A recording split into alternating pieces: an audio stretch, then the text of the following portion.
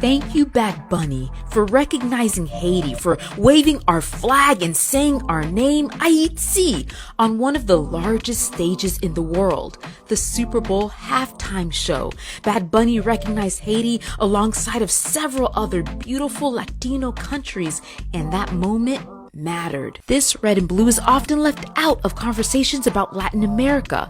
We're frequently erased, overlooked, treated like we don't belong in the cultural story of this region. But here's the irony. Haiti doesn't just belong.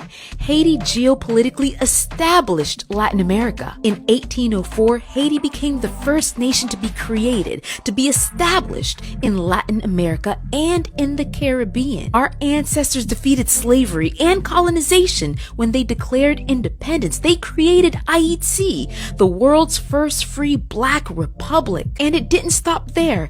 After independence, Haitians went to support and finance liberation movements across the region. Haitians fueled revolutions. They spread freedom. They helped to shape the future of the Americas. That's why several flags throughout Latin America, they carry our red and blue bicolor. They honor the courage of our ancestors. So moments like this, moments where Haiti's seen, named, recognized, honored, they're more than symbolic.